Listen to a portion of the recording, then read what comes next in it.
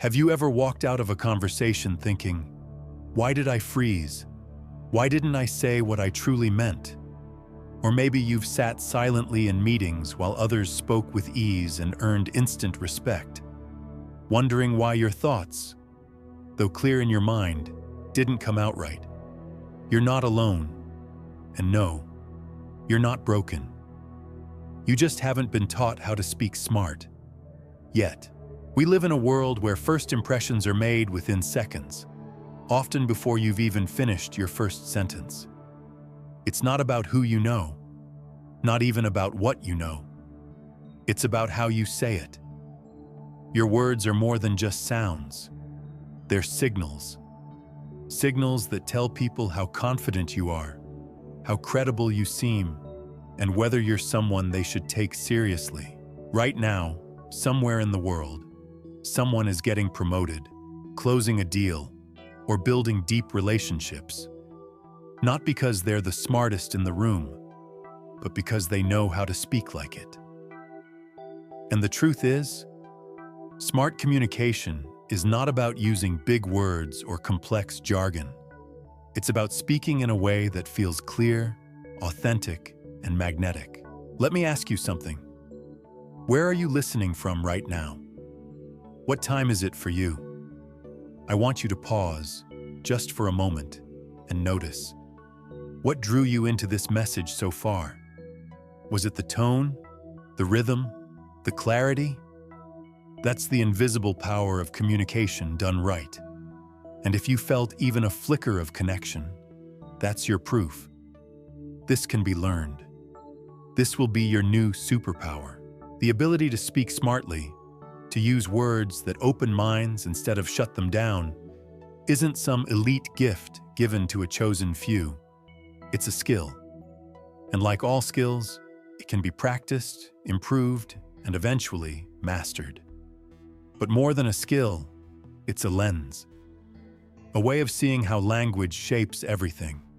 From your career to your relationships, your self-worth to your influence. And that's where we begin, at the root of it all. Perception. Before people decide whether they like you, trust you, or want to work with you, they subconsciously analyze how you sound. Yes, even before they process the content of your message, they absorb the tone, the pace, the confidence in your voice, and they judge. Fast. There's neuroscience behind this. Princeton researchers found that we form first impressions about someone's intelligence and credibility just by hearing a short soundbite of their speech. Milliseconds. That's all it takes. So while you may be thinking deeply and meaning well, if your delivery doesn't carry those thoughts clearly and confidently, you're being misunderstood. And in today's noisy world, where everyone is vying for attention on meetings, social media, video calls, and podcasts, clarity becomes your competitive advantage. It's no longer just a soft skill. It's survival. It's leadership. It's how doors open. Let's look at this through the eyes of history. Think about Martin Luther King Jr., Steve Jobs, Malala Yousafzai, or Barack Obama. They weren't just leaders because of their ideas. They were unforgettable because of their delivery, the silence between their sentences, the weight of their pauses, the structure of their arguments, the rhythm of their tone. They made people feel the message long before understanding it. And that's where influence lives. The power to speak well doesn't require a perfect accent. It doesn't demand flawless grammar or extroverted charm. What it does require is awareness of your own voice, of the emotional effect your words create, and of the structure you bring to every sentence. People are not just listening for logic. They're tuning in to feel your energy, to hear your presence. Consider two job candidates, equal on paper. One speaks in circles, uses filler words like and kinda, and jumps between thoughts. The other speaks slowly, frames ideas clearly, uses intentional pauses. Who gets remembered? Who gets trusted? The answer is obvious. It's not what you say, it's how you say it. And this doesn't just apply to boardrooms. Whether you're ordering coffee, texting a friend, presenting a pitch, or giving a toast at a wedding, your words shape reality. They're either building your credibility or dissolving it, moment by moment. Let's go even deeper. Speaking smart helps you resolve conflict calmly, sell ideas without force, and inspire action with just a sentence. It builds invisible bridges between people. Because when you know how to speak smart, you don't overpower others. You empower them to hear you. You stop shrinking, you stop second-guessing, and you start owning the space you walk into. But here's the golden truth. You don't have to be born with this. You can be an introvert. You can be nervous. You can even stutter. None of those are disqualifiers, because smart speech isn't about volume. It's about intention, about clarity, about emotional precision. It's about showing up in your full presence and letting your voice carry your worth. Throughout this journey, we'll explore how to do that. How to craft words that carry weight. How to structure your message like a song. How to speak with confidence even when your hands shake. How to persuade without pressure. How to be magnetic without manipulation. But first, you must realize something. Your voice is already powerful. You just haven't been taught how to shape it. And that's what we're here to do. So the next time you find yourself fading into the background, remember, how you speak is how the world sees you. If you've ever wished to sound as smart as you really are, you're exactly where you need to be. And now, let's take the next step together. Let's uncover what actually makes someone sound intelligent, and why clarity, not complexity, is the secret code your brain has always trusted. Imagine listening to someone who doesn't speak particularly fast, who doesn't use big words, yet every time they talk, you feel yourself nodding, paying closer attention, even trusting them. You might think, there's just something about the way they speak. That something isn't a mystery. It's science, and it's deeply embedded in how our brains process speech. The brain doesn't crave complexity, it craves clarity. When you speak with clarity, rhythm, and intention, you're not just delivering words. You're aligning with the listener's neurological preferences. You're making it easier for their mind to follow you, believe you, and remember you. Researchers at the University of California discovered that our brains are drawn to organized speech patterns, delivered with a steady pace and natural pauses. These patterns soothe the mind. They create comfort. They signal confidence and intelligence. Not because the words are big, but because they're delivered with care. Think about your favorite TED Talk or memorable speech. Chances are, it wasn't the vocabulary that moved you. It was the speaker's rhythm, their ability to pause at just the right moment, their calm, deliberate voice, the way their tone dropped slightly to signal a point of weight. These subtle cues activate trust, spark emotional resonance, and keep your attention hooked without you even realizing it. Let's make this real. Picture Martin Luther King Jr. again, not just for what he said, but how he said it. The cadence, the bold pauses, the melodic emphasis. His words didn't just communicate, they pulsed, they echoed. His voice moved through people. That's what neuroscience now proves. The human brain rewards clarity with dopamine, the chemical that makes us feel good.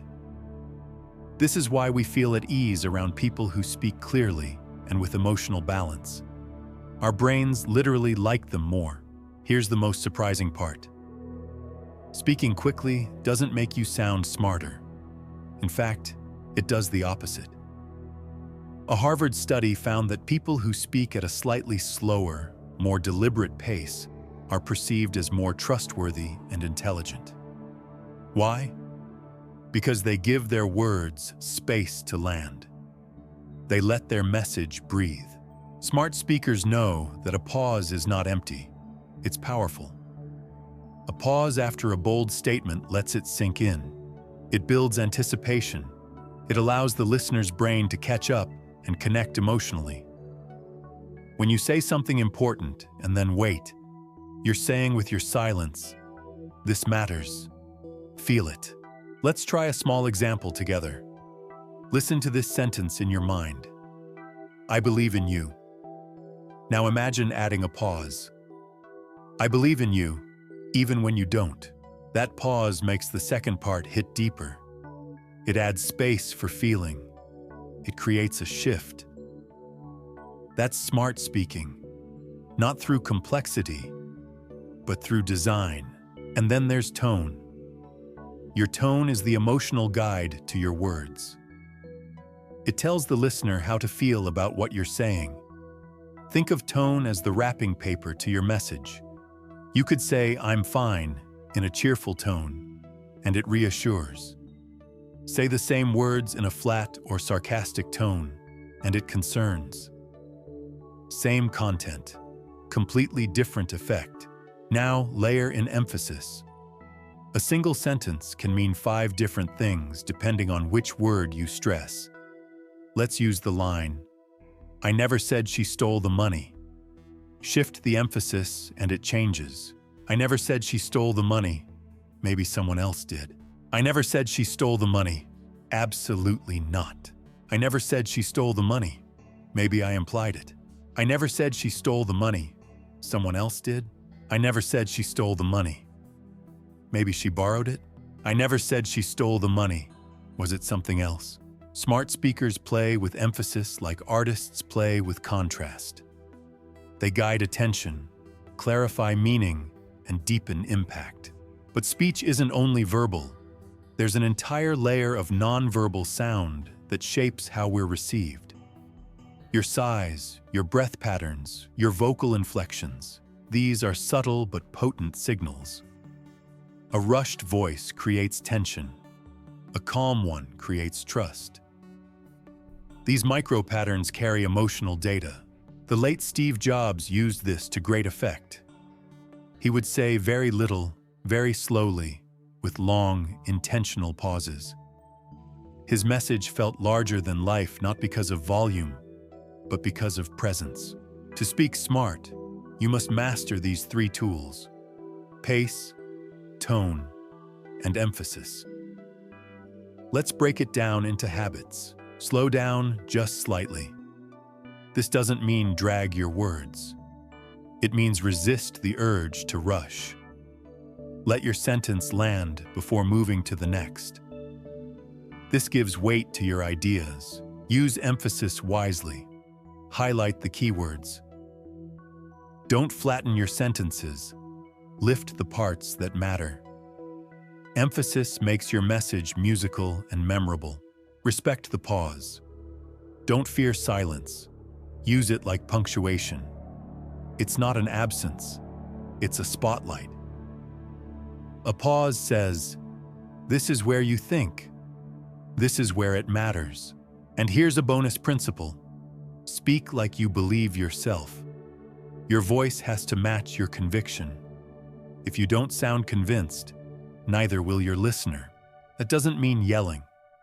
It means owning the rhythm of your speech, anchoring your tone, and delivering your words like they count. When you combine these elements, clarity, pacing, tone, and pause, you create what I call mental music. Your speech becomes a melody the brain loves to follow. You become not just someone who speaks, but someone who leads with their voice. Think about a teacher, mentor, or leader who changed your life. Odds are they didn't just teach. They made you feel the lesson. And that feeling didn't come from bullet points. It came from delivery. Your ability to speak smart starts with sound, not sentences. With the way you land your words, not just the words themselves. And the best part? You already have a voice. What you need now is awareness, a conscious shaping of your sound, so that every word carries the weight it deserves. As we move forward, we'll shift from how you sound to what you say. Specifically, the kind of words that make you sound intelligent without sounding artificial. Because great communication doesn't require complex language. It requires language that connects. There's a common misconception that to sound intelligent, you must use big, impressive words. You've probably heard someone speak like that. Complex terms strung together, polished vocabulary on display. And while it may have sounded sophisticated, did it connect? Did it move you? Did it land? Here's the truth. Smart people don't try to sound smart. They try to be understood. And being understood is one of the highest forms of communication intelligence. You don't earn respect by confusing people. You earn it by making complex ideas feel simple, clear, and accessible. Let's ground this idea in the words of Albert Einstein, who once said, "If you can't explain it simply, you don't understand it well enough." That wasn't humility. It was brilliance. The ability to take a complicated concept and translate it into everyday language isn't dumbing it down. It's lifting others up. That's the mark of someone who not only understands, but cares about connection. Picture two people explaining the same idea. One says, "The juxtaposition of divergent ideologies causes epistemological dissonance in socio-political narratives." Sounds smart, right? But unless you've studied philosophy, you're lost. Now listen to this version. When people with different beliefs clash, society gets confused. Same message, but this time it lands. It sticks. It has impact. Speaking smart is not about showing off. It's about showing up with clarity. Here's the irony. Many people overcomplicate their speech out of insecurity. They think, if I use fancy words, I'll sound credible. But the brain doesn't crave complexity. It craves meaning, and meaning comes through words that connect emotionally and land logically. Let's bring this to life with someone you know. Steve Jobs. He introduced revolutionary products using the simplest words imaginable. 1,000 songs in your pocket. That was the iPod. No jargon, no technical terms, just pure clarity. His genius wasn't just invention, it was expression. So how do you build a vocabulary that sounds smart without sounding fake? It begins with intention. Every word you use should serve your message, not your ego. Language is a bridge, not a pedestal. Let's explore 3 practical ways to upgrade your vocabulary without sounding like you're trying too hard. 1. Use precise verbs. The strongest language isn't always longer, it's tighter. Instead of saying, "he made the decision," say, "he decided." Instead of, "she gave help," say, "she helped." It's cleaner, sharper, more elegant. Smart speakers trim the fat. They say more with less. 2. Eliminate filler words. Words like just, kind of, basically, like, they sneak into your speech and quietly drain its strength. A sentence like, "I was just kind of trying to, explain it," becomes, "I was trying to explain it." The clarity is immediate. The confidence is restored. 3. Build a smart word bank. Each week, learn 5 new words that are practical, punchy, and relevant. Words like clarity, impact, alignment, strategy, authentic. Use them in real conversations, not to impress, but to express. Let them flow naturally, like tools in a toolkit, not trophies on display. And here's the secret ingredient. Listen to great communicators. Study the way leaders like Brené Brown, Simon Sinek, or Oprah speak. They don't overload their message. They don't speak to prove. They speak to connect. Their words serve the heart, not the ego. When Oprah interviews someone, She doesn't use grandiose vocabulary. She uses grounded human words that invite openness. She might ask, "How did that feel?" rather than, "What was your psychological interpretation of that moment?" One draws you in, the other pushes you away. Remember, words are emotional instruments. People don't just hear them, they feel them.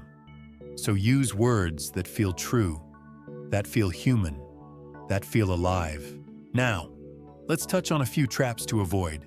Don't substitute simplicity with vagueness. Being simple doesn't mean being vague. "I had a good day" is simple but flat. "I felt proud after I finished that project" is still simple, but specific and resonant. Don't chase uniqueness over clarity. You don't need rare words. You need right words. Strategic is better than tacticalized alignment if your audience understands it more clearly. Don't fear repetition when it brings rhythm. Smart speech often uses repetition for emphasis. Clarity builds trust. Trust builds action. The repetition helps the message stick. It's not redundant. It's musical. Let's also talk about emotional resonance. Words don't live in dictionaries. They live in people's hearts. If you want to connect deeply, choose language that feels. Instead of saying, "The results were satisfactory," say, "We felt proud of what we achieved." See the difference? One is technical, the other is human. Here's another practice.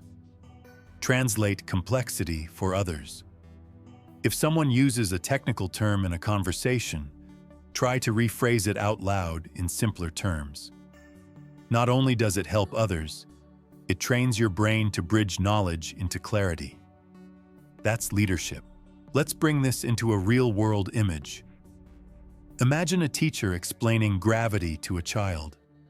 They could say, "Gravity is the force that attracts objects toward the Earth's center." Or they could say, "Gravity is why your pencil falls when you drop it." Which will the child remember? Exactly. And adults are no different. We all remember what we feel, and we feel what we understand. So here's your challenge for today. Choose your words with compassion. Ask yourself, does this word help or hide my message? If it helps, keep it.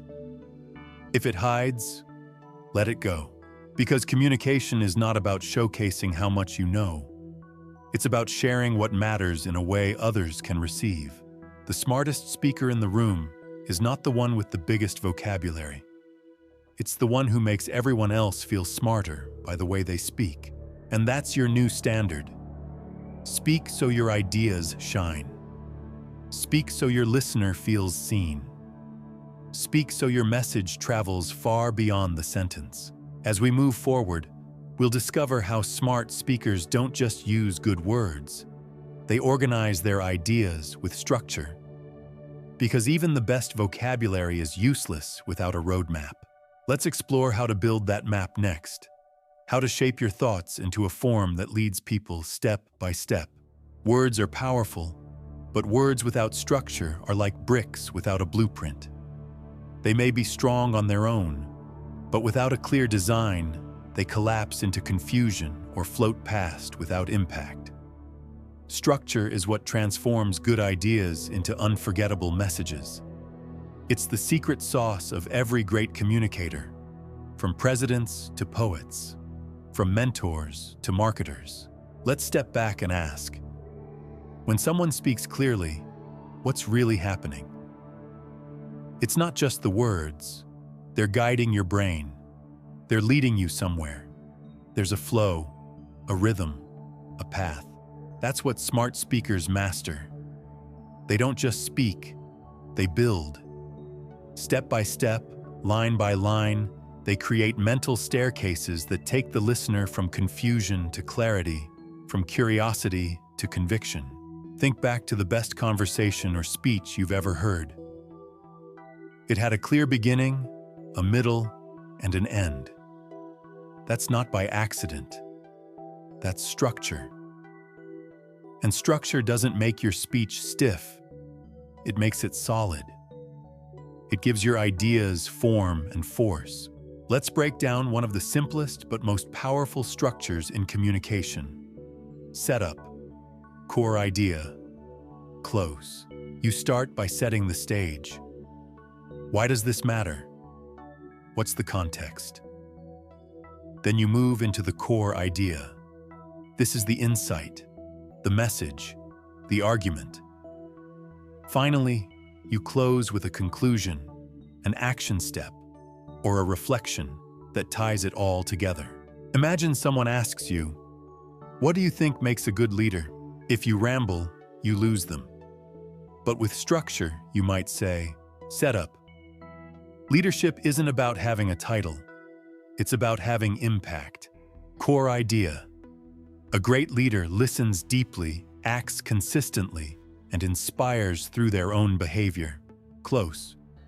So to me, real leadership means leading by presence, not position. 3 sentences, complete, smart, powerful. This structure can be applied to interviews, team meetings, presentations, even casual conversations. It helps you think before you speak. It's your safety net when nerves show up. Another favorite tool of smart speakers? The rule of 3. Our brains love trios. They're satisfying, easy to remember. You see it everywhere. Life, liberty, and the pursuit of happiness. Government of the people, by the people, for the people. Even Steve Jobs used it. It's thinner, lighter, and faster. When you want a point to land, give it 3 parts. For example, this idea works because it's affordable, efficient, and proven. Boom. You sound like a strategist, not a rambler. Let's go further. Signposting. Smart speakers don't just build structures. They guide the listener through them. They give tiny verbal cues like, "Here's why that matters." Let me break this down. There are 3 key things to understand. These aren't filler. They're lighthouses. They help your audience follow the current without drifting. Next time you listen to a skilled communicator, watch how they signpost. You'll notice it in everything from TED Talks to courtroom arguments. It's subtle, but it's magic. Now, let's talk about one of the oldest, most powerful structures of all: storytelling. Humans are wired for stories. It's how we've passed down wisdom for centuries. It's how we remember lessons, feel empathy, and change behavior. But stories don't have to be long. A great story can be just 3 lines. But when I was 16, I bombed my first public speech. I was shaking, I forgot everything, and I ran off the stage. That day taught me preparation beats talent, and I never speak unprepared again. That's a full arc. A moment, a lesson. It builds connection, delivers insight, and earns attention. All in less than a minute. Want to sound smart? Wrap your insights in story. Want to inspire action? Add emotion and context. Want to be remembered? Say something they feel. Let's shift to real-world situations. Imagine you're in a business meeting. Someone proposes an idea, and you disagree. If you say, "That won't work," you sound reactive. But if you say, "Wantita kamaru," there are 3 reasons I think we need a different approach. First, it doesn't address our user's pain point. Second, we lack the internal tools to execute it. Third, it doesn't align with our long-term goals. You just brought strategy, calm, and clarity. Same disagreement, but now you sound like a leader. Or let's say you're pitching an idea. Instead of diving in with, "Here's my plan," you open with a mini story. Last month, our customer service team received over 400 complaints about delays. That's when I realized we had a bottleneck. So I started mapping our process. What I discovered led me to this solution. You didn't just share data, you created a journey. You gave your audience something to see and feel. That's smart structure in action. And here's a bonus benefit. When you structure your speech, you reduce anxiety. Because now, instead of wondering what to say next, you already know the path. It's like having GPS in a forest. You're no longer guessing. Here are 5 structural tools to practice starting today. Start with setup. Idea, close. Use it in meetings, replies, even emails. Break key points into 3. It's clean, memorable, sticky. Use signposts. Guide your listener. Don't let them drift. Tell micro stories. Real, simple, emotional, always with a point. Close with clarity. Every section needs a landing. Don't leave them hanging. The best communicators don't wing it. They shape their message. They know that while charisma may win attention, structure earns trust. Because structure signals care. It shows that you didn't just talk, you prepared. You thought. You crafted your words with the listener in mind. That makes people lean in. That makes them remember you. As we move forward, we'll explore how to fill that structure with something just as important. Confidence. Because even the best ideas, well-structured and clear, won't land if they're delivered without belief. Let's discover next how confidence is not something you wait for, but something you create with practice and presence. You've likely seen it before. Someone walks into a room, says a few simple words, and suddenly the whole energy shifts.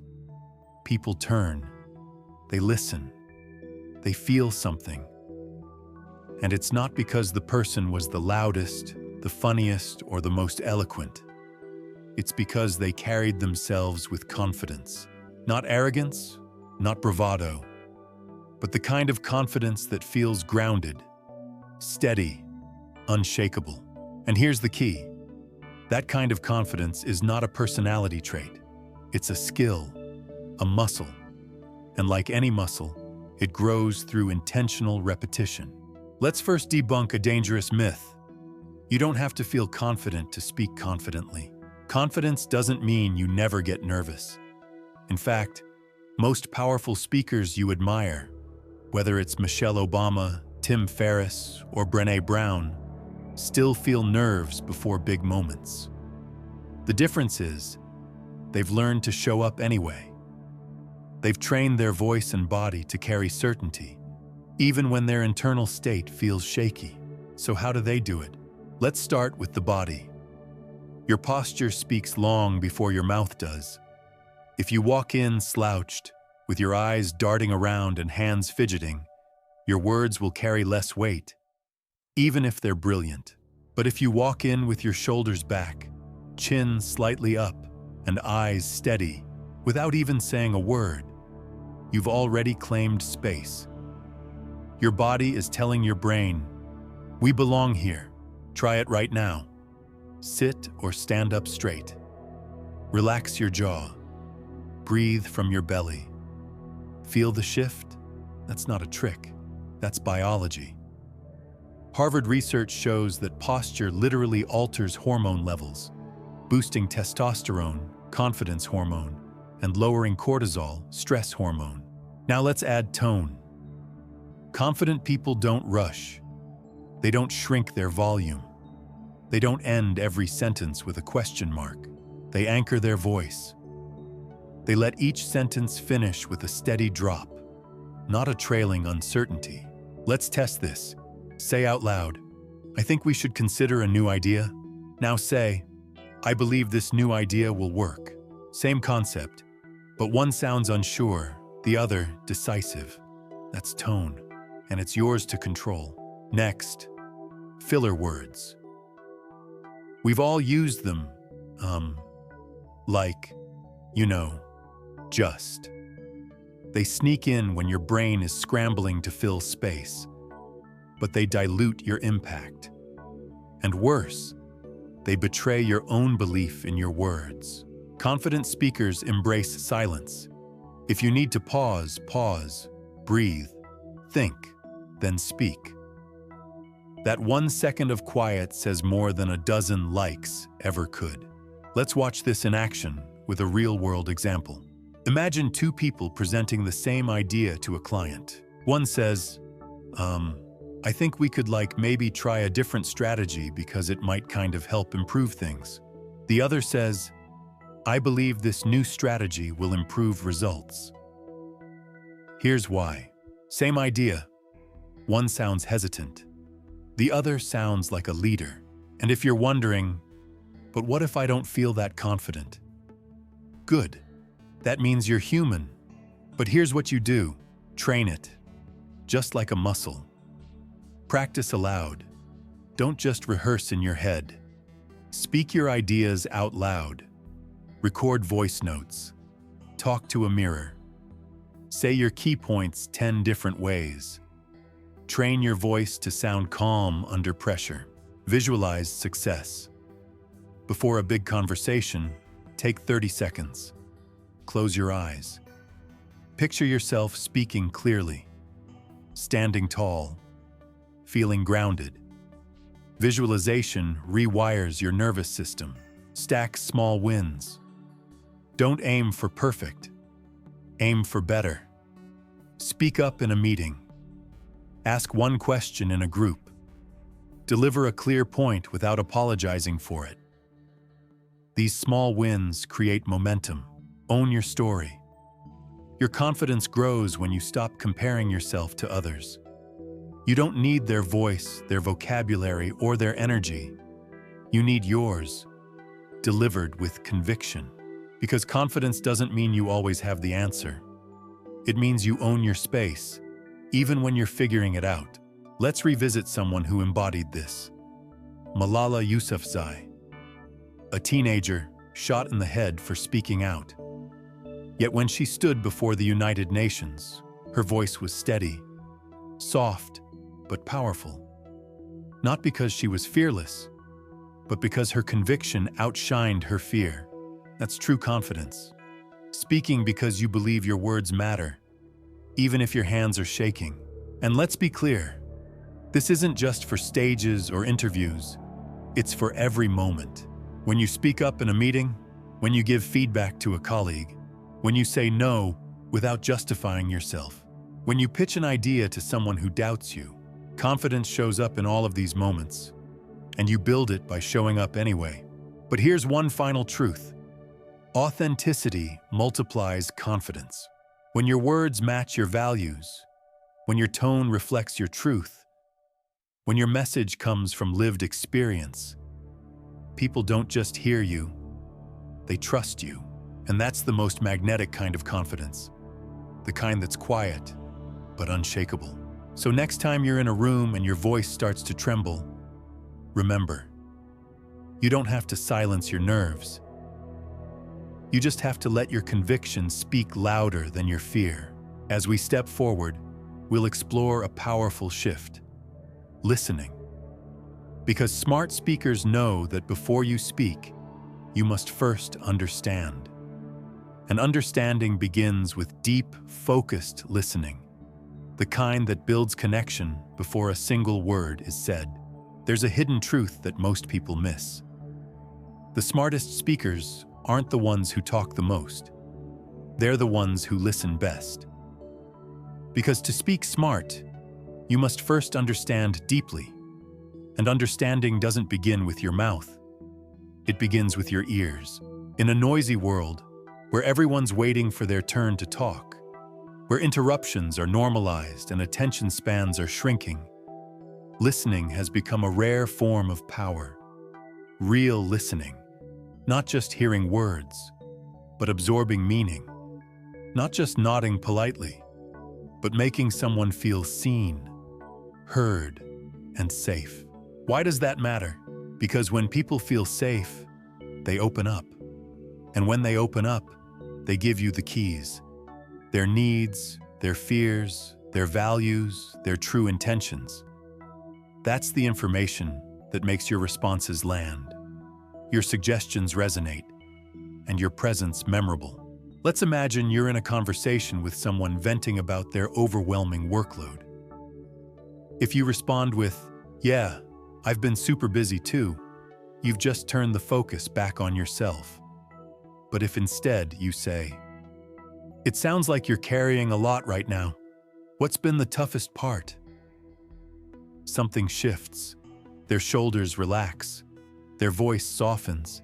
They feel heard. And now you've earned the right to be heard in return. That's not manipulation. That's emotional intelligence in action. Smart listening isn't passive. It's active presence. It's leaning in. It's nodding. It's making eye contact. It's holding your reaction just long enough to let the other person finish their thought. And sometimes, it's simply saying, "Tell me more." When you do this consistently, people begin to trust you, not because you always have answers, but because you always make them feel understood. And that feeling is unforgettable. Listening also gives you a competitive edge in the moments that matter most. Think about a job interview. While others are busy rehearsing the perfect answers, smart candidates are watching the interviewer. They're picking up on cues. They're listening between the lines. They're noticing patterns. So when it's their turn to speak, their response feels tailored. Because it is. Or consider negotiation. The smartest negotiators don't come in guns blazing. They listen. They let the other side talk first. They gather leverage. They detect emotional pressure points. Then, when they speak, they don't just present facts. They address the exact fears and desires they've just uncovered. That's what smart communication does.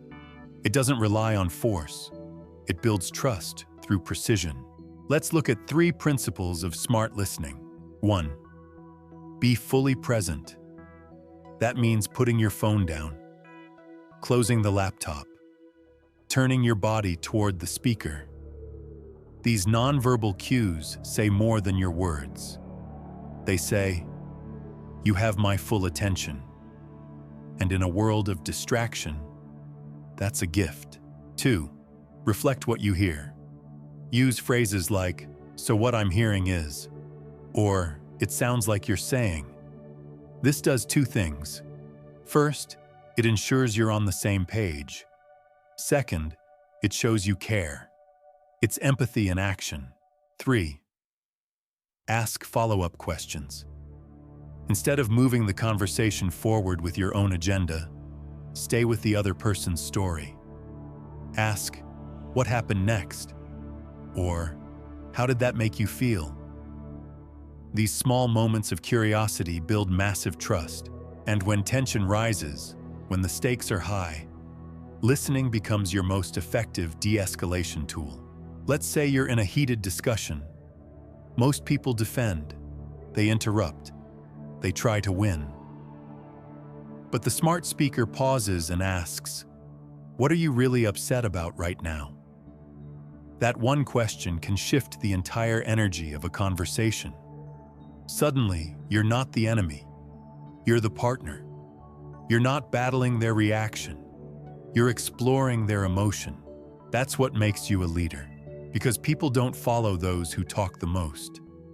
They follow those who make them feel the safest. Listening also changes how you speak. When you listen deeply, your responses become more precise, more relevant, more thoughtful. You don't throw words into the dark. You speak to the moment. And this has profound implications. In relationships, it builds emotional intimacy. In teams, it builds collaboration. In sales, it builds trust. In leadership, it builds loyalty.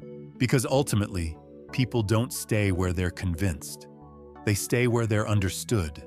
Let's bring this into a practical context. You're leading a project. A team member misses a deadline. Instead of scolding them, you say, "Help me understand what happened on your end." You're inviting a conversation, not issuing a verdict. You're creating space, not pressure. And from that space, growth becomes possible. Now here's a key truth. Listening also makes you sharper. When you listen well, you notice. You pick up tone shifts, word choices, patterns in behavior. These become tools. They help you anticipate. They help you persuade. They help you navigate people with grace and nuance. And in a world of noise, the one who listens becomes the one everyone listens to. Let's remember Nelson Mandela. He was famous for being quiet during meetings. He would listen, observe, let everyone speak. And when he finally did speak, his words carried the weight of everyone else's. That's the kind of speaker people follow. Here's a daily practice to build this into your life. In your next conversation, don't aim to be impressive. Aim to be present. Don't prepare your response while they're speaking. Just listen. Let silence sit for a moment before you reply. Then, respond with care. And over time, you'll notice something incredible. People open up more. They trust you faster. They invite your voice into their world. That's when your words begin to carry real influence. Not because they're loud, but because they're rooted in connection. As we move forward, we'll look at the flip side of powerful communication. Not what you add, but what you remove. Because sometimes, speaking smart isn't about saying more. It's about clearing the clutter and letting your message breathe. Sometimes the most powerful thing you can say is nothing. In a culture obsessed with constant talking, where every pause feels like dead air and silence is mistaken for uncertainty, filler words sneak in. They fill space. They ease tension. They buy time. But they also rob your message of power. Words like, like, just, sort of, kind of, and phrases like, I think maybe, are not evil. They're human. We all use them. But when they become habitual, they quietly chip away at your credibility. One soft word at a time. And here's the tricky part. Most people don't even realize they're doing it. But once you hear it, you can't unhear it. Let's test it. Imagine someone says, I, just wanted to kind of say that maybe we could try a new plan, Now compare that to, I believe we need a new plan. Let's try this. Same intention. Completely different impression. The first sounds unsure, diluted, even apologetic. The second, clear, decisive, smart. This isn't about being robotic. It's about being intentional. Every time you speak, you're sending a signal of your clarity, your confidence, your leadership, and filler words distort that signal. So what causes them? Verbal anxiety. Your brain is racing ahead of your mouth. You're thinking while speaking. So instead of pausing, you reach for a placeholder, a soft sound to fill the gap. But here's a revolutionary idea. A pause is smarter than a filler. When you stop speaking, even for half a second, you give your words weight. You show that you're thinking, not panicking. That's powerful. In fact, some of the most respected communicators use pauses like punctuation. They don't rush to the next point. They let their ideas land. They create rhythm. They build tension. And they earn attention. And yes, it feels uncomfortable at first. You'll want to fill the space. You'll want to soften your ideas. You'll want to say, I just wanted to, because it feels more polite. But here's what you must understand. Politeness doesn't require shrinking. You can be direct and respectful. You can be concise and kind. You can speak with strength without sounding harsh. Let's look at some common weak phrases and their stronger alternatives. I just wanted to say, here's what I'd like to share. This might sound stupid, but here's my perspective. I'm not an expert, but from my experience, see what happens? You remove the apology, and your words stand taller. Now let's make this practical. Here's how to eliminate filler words and weak language from your speech. 1. Record yourself. Pick a topic, any topic. Talk for 1 minute. then play it back.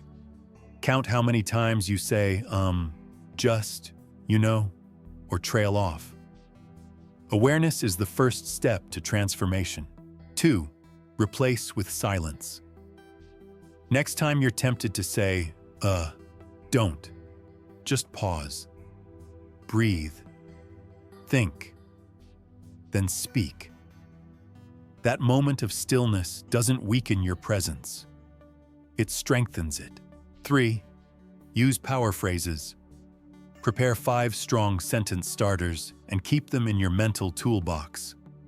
Phrases like, "What I've observed is," "Let's consider this," "Here's what I recommend." The key takeaway is, what matters most is, these are your anchors. When your mind feels scattered, they bring you back to center. Let's step into a real-world example. A young woman was pitching her startup idea to investors. She had great visuals, strong data, a compelling concept.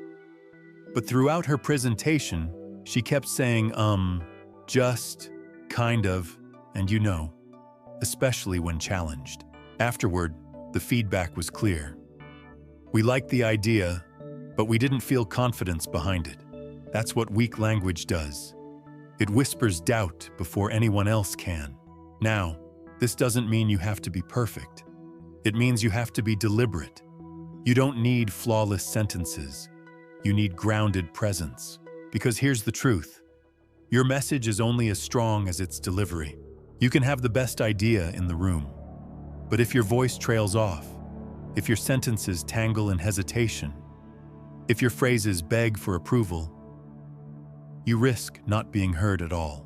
But when you speak with clean, clear, uncluttered language, you become magnetic. You become memorable. You become believable. So here's a powerful mindset shift. Every word should work. Every phrase should push your message forward. And when in doubt, leave it out. Let's go deeper. Weak language doesn't only show up in words.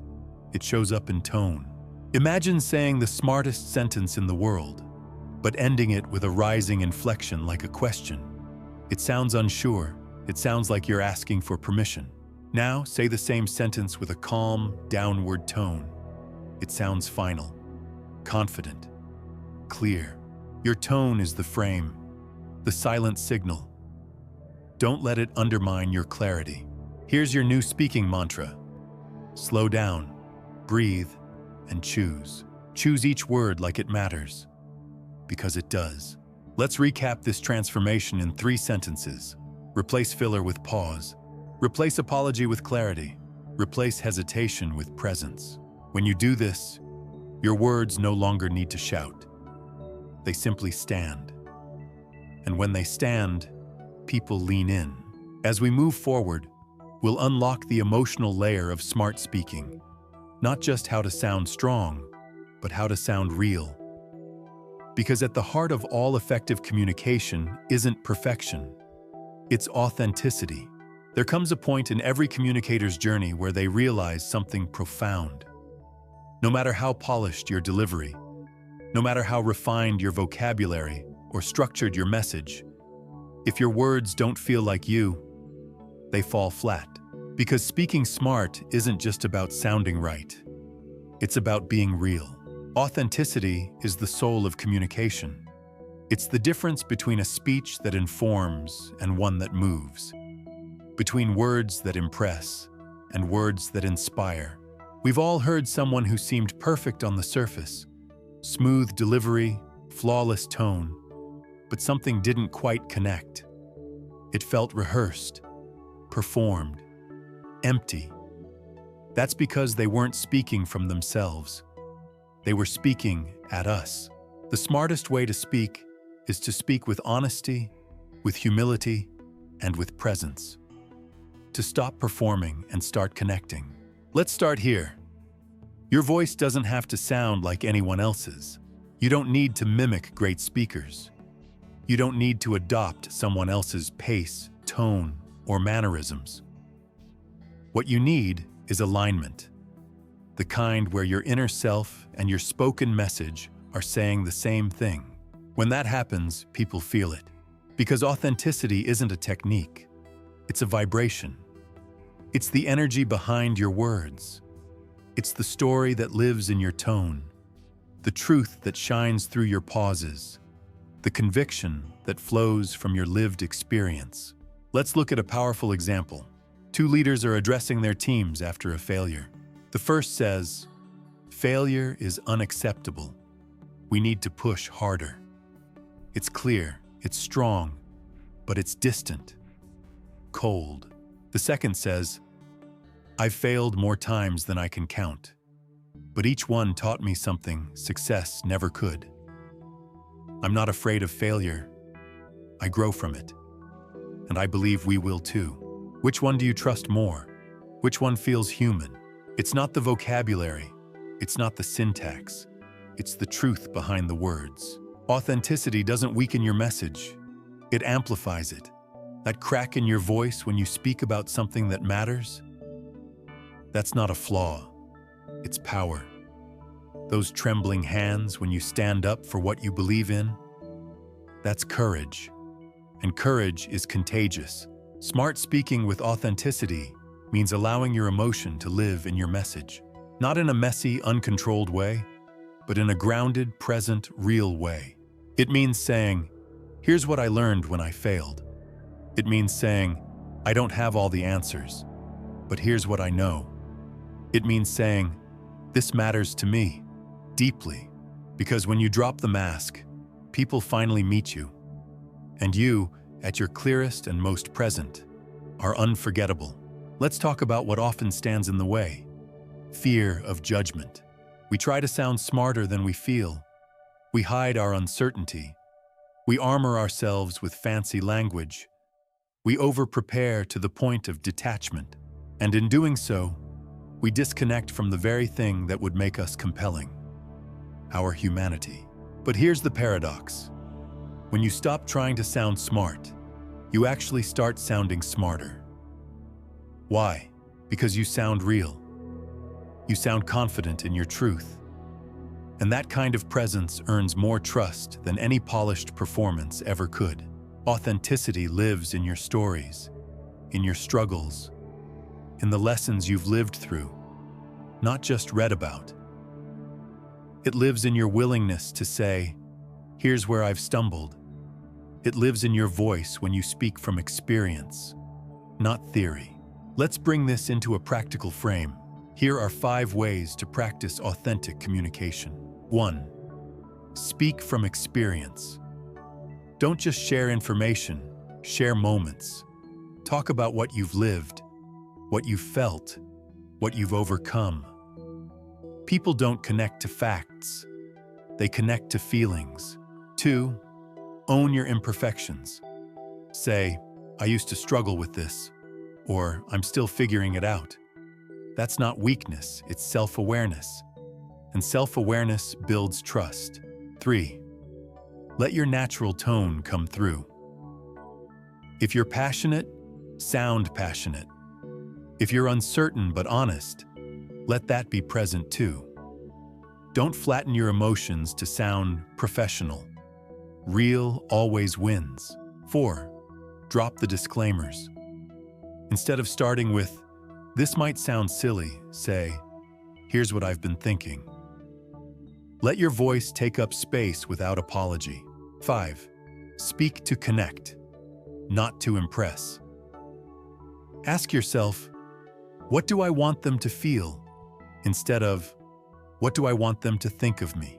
Let's bring in an iconic communicator, Brené Brown. Her TED Talk on vulnerability exploded not because it was flawless, but because it was raw. It was real. She spoke about shame, fear, connection, and people felt her. Not just her message, her presence. That's your goal. To be felt. Not admired, not idolized, but felt. Here's a practice to try. Before your next conversation or presentation, pause and ask, what truth lives behind what I'm about to say? Then speak from that truth. When you do, people stop analyzing your words. They start feeling them. Because what you say is only part of the story. How you say it, who you are when you say it, is what truly resonates. Let's end with a simple but powerful truth. Your story is enough. You don't need to borrow power from quotes, titles, or authority. You don't need to sound like anyone else. You don't need to hide behind layers of polish. Your lived experience, your voice, your presence, that's your authority. Let your voice carry your truth. Let your words match your heart. And the world will not only hear you, it will remember you. Now, let's turn toward high-stakes moments. Those pivotal conversations where pressure runs high and clarity is everything. Because smart speaking isn't only for calm, prepared environments. It's forged in the fire of interviews, confrontations, and moments where your voice must rise. High-stakes moments reveal who we are under pressure. A critical interview, a difficult conversation, a room full of eyes waiting for you to speak. These are the moments where clarity either shines or crumbles. And here's the hard truth. In those situations, you don't rise to the level of your goals. You fall to the level of your preparation. That's why smart speakers don't wing it. They train. Just like an athlete rehearses movements until they become muscle memory, smart communicators prepare their thoughts, their tone, and their presence before the pressure hits. Let's start with what preparation really means. It's not about scripting every word or trying to predict every question. It's about knowing your core message, your desired outcome, and the emotional state you want to create in the listener. Before any high-stakes conversation, ask yourself 3 questions. What is the one idea I must deliver clearly? How do I want the other person to feel when I finish? What action or outcome am I aiming for? These questions create focus, and in high-pressure moments, focus is your most powerful ally. Let's take the job interview scenario. Many people walk in rehearsing perfect answers, but smart speakers go deeper. They prepare stories, not scripts. They pick 3 to 5 real-life experiences that showcase their strengths, their problem-solving skills, and the lessons they've learned. They use the situation, action, result formula. In my last job, our team missed a major deadline. I took initiative to restructure our workflow, reassign roles, and create a new timeline. As a result, we delivered the project 2 weeks early, and I learned the power of proactive leadership. This structure tells the listener, I don't just speak well, I act well, under pressure. Now, let's talk about public speaking, the kind that floods your body with adrenaline and fear. The #1 fear globally isn't snakes, it's not heights. It's speaking in front of people. And why? Because we're not afraid of talking. We're afraid of being judged. Smart communicators face that fear by preparing differently. They focus less on performance and more on service. They ask, how can I serve the audience with this message? Not, how can I sound perfect? That subtle shift dissolves ego. It replaces panic with purpose. Because when your attention moves from how do I look to how can I help, your nervous system calms. You stop performing and start connecting. Let's look at a real-world icon, Michelle Obama. Her speeches are remembered not because she's theatrical, but because she's steady. She speaks slowly. She uses silence. She tells stories. She prepares, but always stays human. And because of that, her voice carries authority without arrogance. What about moments of confrontation? When emotions run high and clarity seems impossible, this is where smart speaking becomes a superpower. Most people react. They interrupt. They raise their voice. They defend themselves before listening. But a smart communicator listens first, breathes, and speaks from center, not from emotion. Let's say someone criticizes your work in a meeting. An emotional response might be, that's not fair. You don't know how hard I worked. But a smart response sounds like, I hear your concern. Let me walk you through the thinking behind my approach. That's not passive, that's powerfully calm. It disarms the energy in the room. It redirects attention to solutions. It shows leadership, not defensiveness. Let's explore 5 key strategies to speak smart in high-pressure moments. 1. Breathe before you speak. This isn't a cliché. One deep breath resets your nervous system. It grounds you in the present. It slows down your automatic responses. 2. Use structure. When you feel overwhelmed, return to the 3-part pattern. Here's the issue. Here's what I suggest. Here's why it matters. Structure gives you a script when your brain freezes. 3. Slow your pace. Fast speech signals panic. Slow speech signals control. It also gives your listener space to process what you're saying. 4. Focus on tone. Even if your words are sharp, a calm tone turns them into gold. You can say, "I disagree" in a way that invites curiosity, or in a way that creates resistance. Your tone decides. 5. Visualize success. Before the moment begins, close your eyes. Picture yourself speaking with clarity, grounded posture, calm voice. Visualization primes your brain for real performance. Now let's talk about emotional control. Emotions are not the enemy, they're the signal. But when unmanaged, they hijack your voice. Your sentences tangle. Your volume rises. You say things you regret. Smart speaking doesn't mean hiding emotion.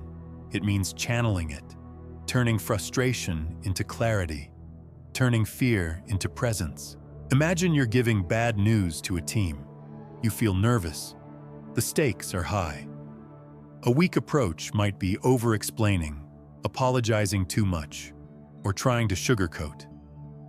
But a smart speaker would say, "I know this isn't easy. I've struggled with it too. But here's what we need to do, and here's why I believe it matters." Empathy plus clarity. Emotion plus direction. That's how leaders speak when the room is heavy. Here's the final truth. People won't remember every word you said, but they will remember how you made them feel. And if you can make them feel calm, clear, and respected while under pressure, you'll be unforgettable. Because when the stakes are high, people don't look for the loudest voice. They look for the steady one. The voice that feels like a lighthouse in a storm. That can be you. If you train, if you prepare, if you show up grounded. And as we continue, we'll now explore the deeper skill of smart communication. Persuasion. Not manipulation, not pressure, but real influence built on logic, emotion, and trust. Let's unlock how the smartest speakers move people, not by force, but by clarity. Persuasion is not what most people think it is. It's not pushing. It's not convincing. It's not outsmarting someone into saying yes. True persuasion is quiet, purposeful, strategic, and most importantly, it's ethical. It's the art of helping someone shift perspective or take action, not because they were pressured, but because they felt seen, heard, and understood. Smart speakers know that persuasion isn't a tool of manipulation. It's a bridge, a way of guiding someone from where they are to where they could be, using clarity, empathy, and trust. To master persuasion, you must first understand the psychology behind it. Thousands of years ago, Aristotle gave us a framework that still holds true today. It's built on 3 timeless pillars: logos, logic and reasoning; pathos, emotion and empathy; ethos, credibility and trust. Let's start with logos. Smart persuasion begins with logic. People want to hear that your idea makes sense, that it's grounded in facts, patterns, or results. But logic alone is not enough. If you throw statistics at someone, they might nod, but they won't move. Because humans don't act from logic. We act from feeling. That brings us to pathos, emotion. Emotion gives logic its power. It turns ideas into action. That's why smart speakers don't just list benefits. They paint pictures. They tell stories. They say things like, imagine your team leaving work each day energized instead of drained. That image sticks. It stirs. It persuades. Then comes ethos, credibility. You can have facts and emotion, but if people don't trust you, nothing sticks. Credibility isn't about your resume. It's about your presence. It's your tone, your honesty, your consistency. Smart speakers earn trust by being real, by sharing their experience, and by admitting when they don't know everything. Let's bring all three into a real-world example. You're trying to convince your team to adopt a new workflow platform. A weak, persuasive approach might be, we have to switch platforms. The current one is outdated. Get used to it. Now watch how a smart speaker does it. I know switching systems is uncomfortable. I resisted at first too. But after testing this new platform, I saw that it cuts our task time by nearly 40%. It reduces errors. And honestly, it's made my week feel lighter. I'll walk you through it step by step. What did you do? You acknowledged emotion, pathos. You presented logic and data, logos. You shared personal experience and support, ethos. That's real persuasion. It doesn't feel like selling. It feels like serving. Now let's explore common mistakes in persuasion and how smart communicators avoid them. Mistake 1. Talking at people. Don't lecture, don't bulldoze. Instead, talk with them. Use language that includes. Ask questions. Invite participation. This lowers defenses and opens minds. Try, what if we looked at it this way? Or, have you ever noticed how these questions spark curiosity? They create co-discovery. And when people discover with you, they're more likely to buy in. Mistake 2. Assuming agreement. Just because something makes sense to you doesn't mean it resonates with others. Smart speakers don't assume, they explore. They ask, what's your biggest concern about this? Or, what would need to be true for this to work for you? These questions invite honesty. They make room for doubt, which, ironically, builds trust. Mistake 3. Overloading with information. More facts don't mean more persuasion. In fact, they often create fatigue. Smart persuasion is targeted. It's layered. You give just enough information to support your point. Then stop. People don't remember everything you say. They remember the feeling you left them with. Make that feeling one of clarity, care, and conviction. Let's also talk about timing. Smart speakers know when not to persuade. Sometimes, silence is more effective than pressure. Sometimes, giving someone space to reflect will get you further than another email, another pitch, another meeting. Persuasion is like planting a seed. You don't dig it up every 5 minutes to see if it's growing. You give it air, light, and time. And when you do speak, when you do present your message, let it be simple, emotional, and rooted in truth. Try this formula. Start with a story or shared experience. Make it real. Make it relatable. Connect the story to a problem. What's the cost of staying the same? Offer your idea as the bridge. Explain the benefits clearly, but concisely. End with a visual or emotional close. Let them feel the future. Here's how that might sound. Last quarter, our team missed a key deadline because of miscommunication. That moment was frustrating, but eye-opening. We realized our tools were slowing us down. I've spent the past 2 weeks testing a new solution. It's faster, cleaner, and honestly, it's taken so much weight off my shoulders. Imagine if every week felt less chaotic. I believe this change can get us there. You've used story, acknowledged pain, presented a solution, ended with a feeling. That's persuasion at its best.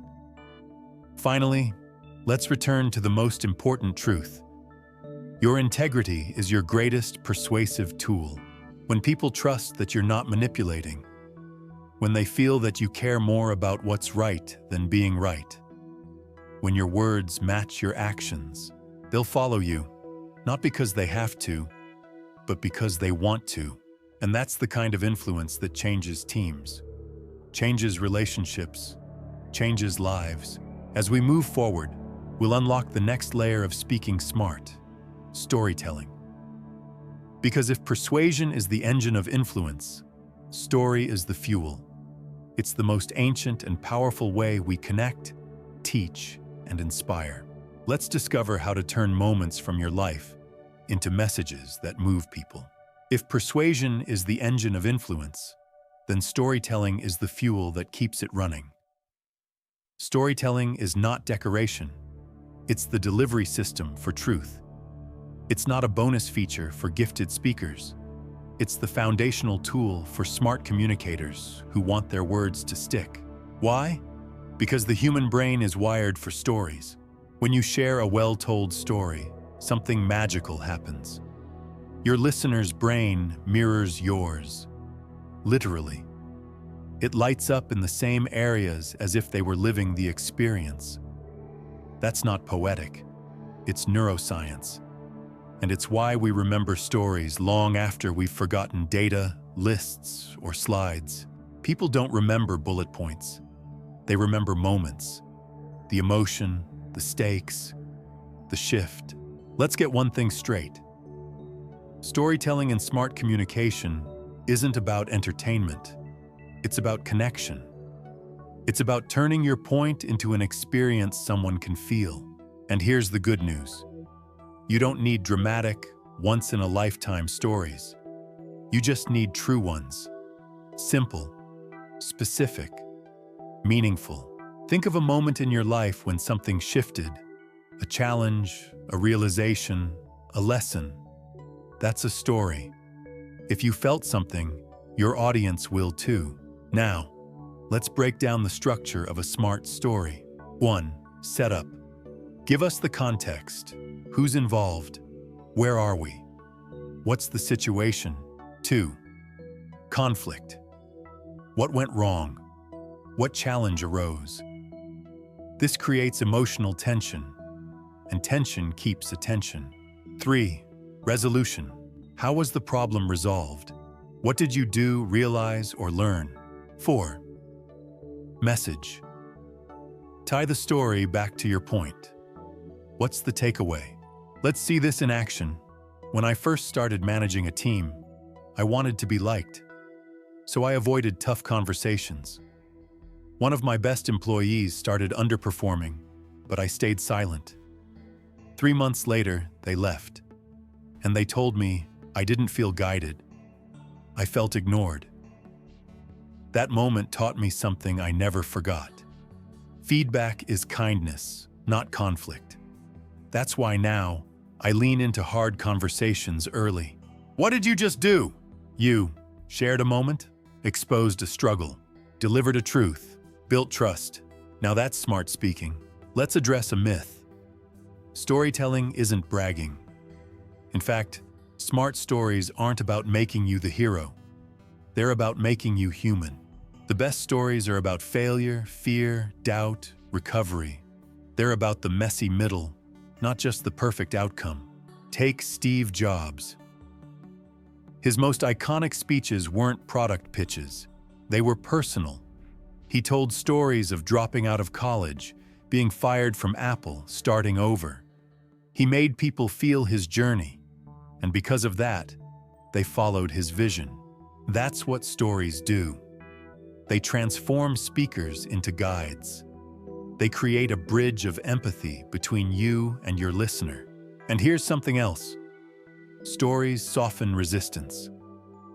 When someone disagrees with your point, a direct argument may create defensiveness.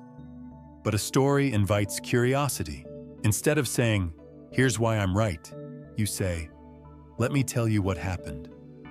And the listener leans in. Let's say you want to encourage a colleague to try a new approach. You could say, "You should be more open to change."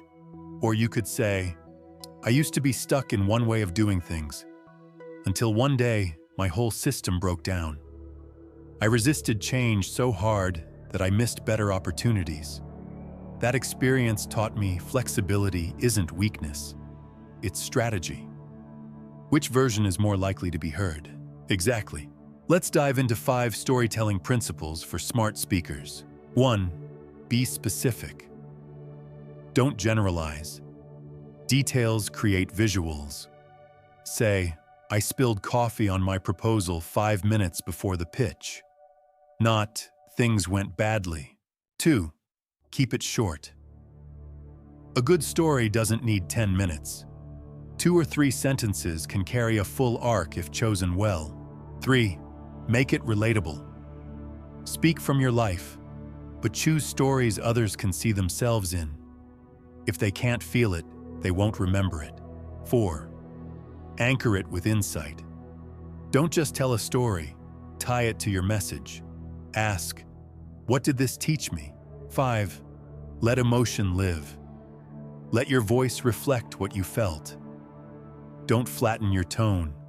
If it mattered to you, let it matter again as you tell it. Here's a daily habit to build your storytelling skill. At the end of each day, write down one story-worthy moment. Just one. A small challenge. A small win. A realization. In a month, you'll have 30 stories. In a year, you'll be unstoppable. Let's talk about timing too.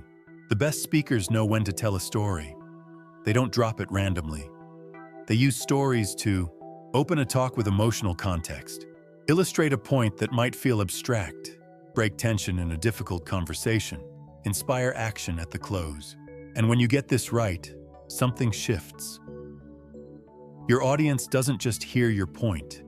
They feel like they lived it with you. And what we feel, we remember. Before we close, let's be honest. Storytelling takes vulnerability.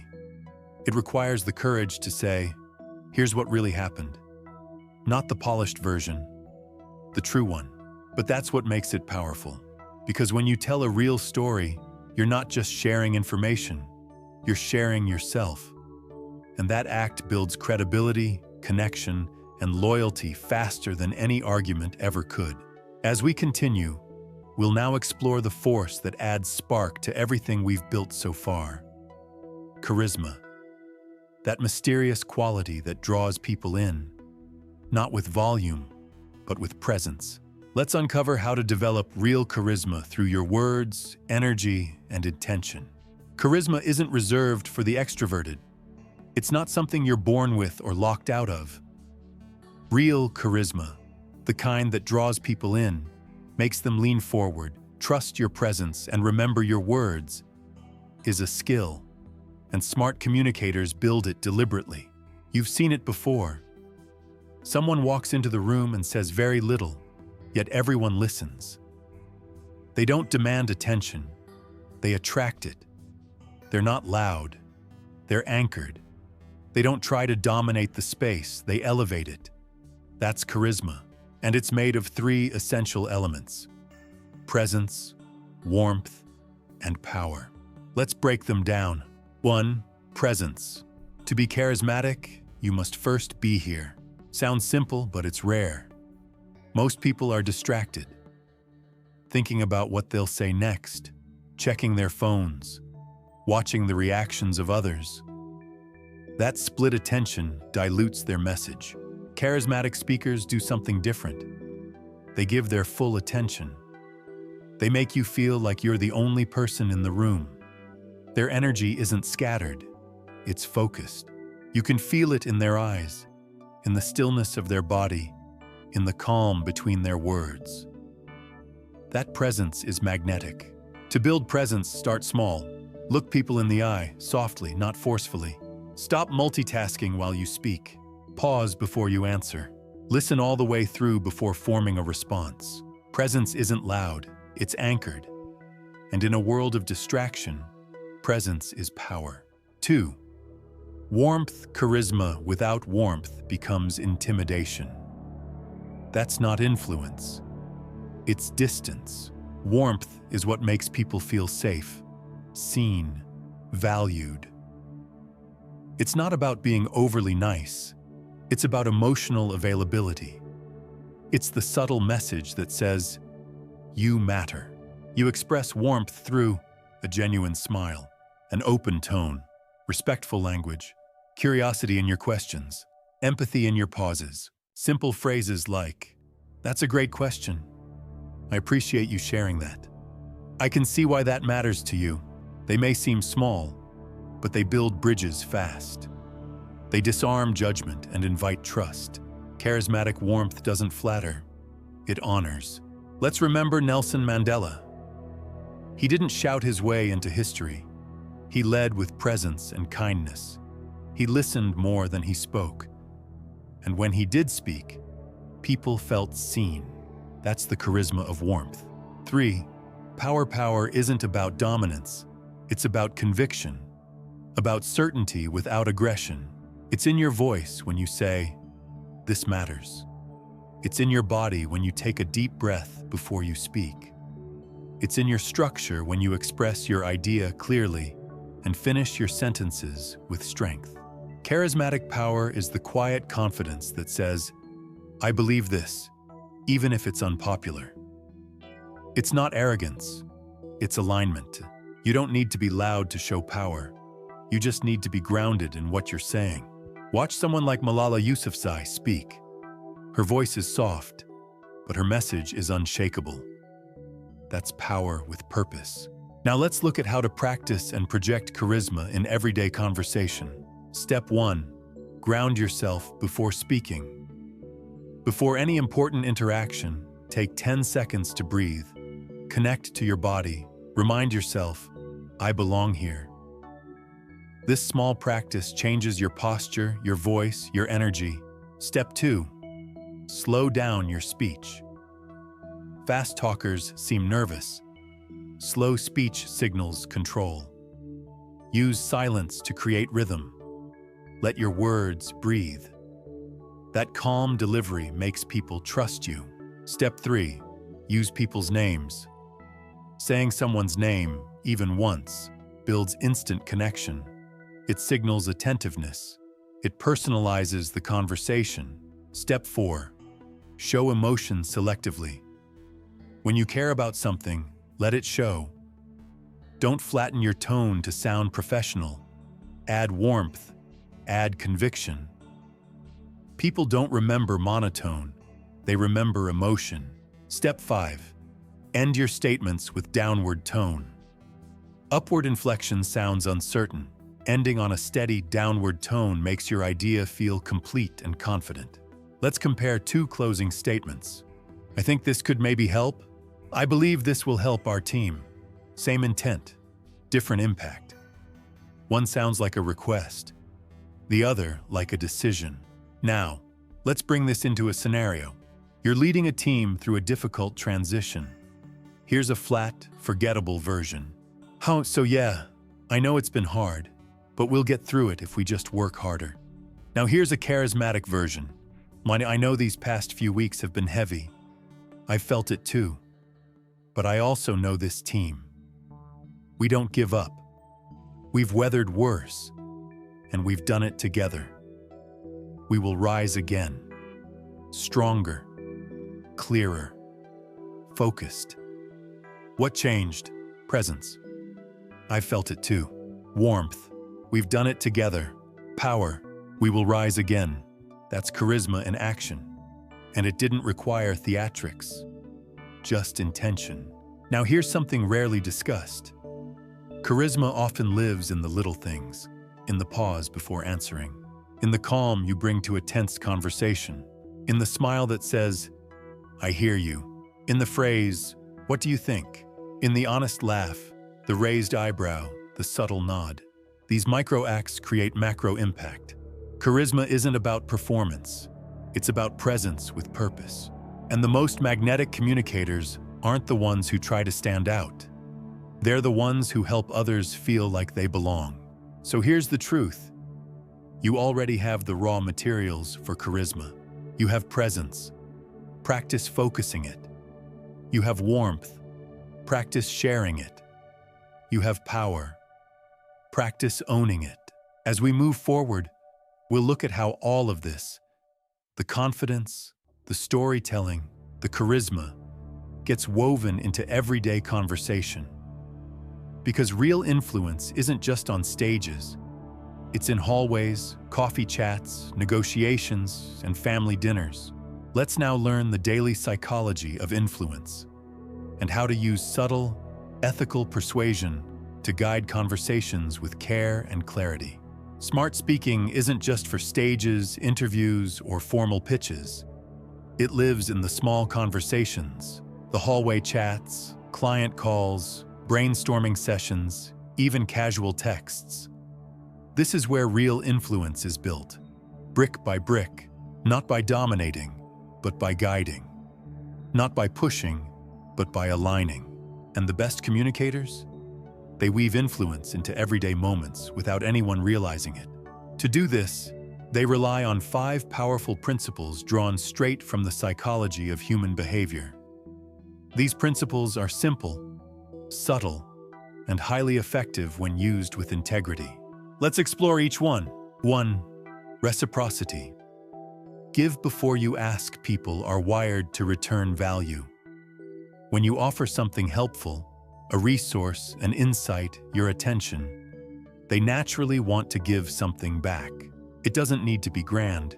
You could say, "I found this article that might help with your project. Let me take care of this piece so you can focus on the big picture." What you're doing is opening a channel of trust. You're creating an emotional bank account, and deposits come before withdrawals. Reciprocity isn't manipulation, it's momentum. It says, "I'm here to help," which makes people far more open when it's your turn to speak. 2. Consistency. Align with their values. People want to act in alignment with who they believe they are. Smart speakers use this by connecting their message to the listener's stated values or identity. For example, you've always prioritized transparency. This approach honors that. But you mentioned that efficiency is important to you. This solution reflects that exactly. What you're doing is building bridges between what they believe and what you're proposing. You're not changing their mind. You're helping them stay consistent with their own. It's not about tricking people. It's about guiding them to live their values more deeply. 3. Social proof. Show they're not alone. People are more likely to act when they see that others, especially peers, have already taken the step. That's why phrases like these are persuasive. Other teams in our industry are already using this strategy successfully, so most clients we've worked with have shifted to this approach, and the results have been strong. It reduces fear. It creates familiarity. It turns a risky leap into a reliable step. But remember, it must be true. Smart influence is grounded in authentic alignment, not exaggerated trends. 4. Liking. Build connection before conviction. We're influenced by people we like, and we like people who listen, who show respect, who share pieces of themselves, and who create safety, not superiority. This isn't about being charming.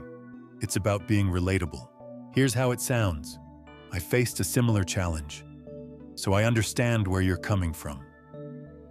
That's a great observation. It made me rethink part of my approach. These statements create human-to-human connection. They reduce resistance. They show you're not speaking at someone.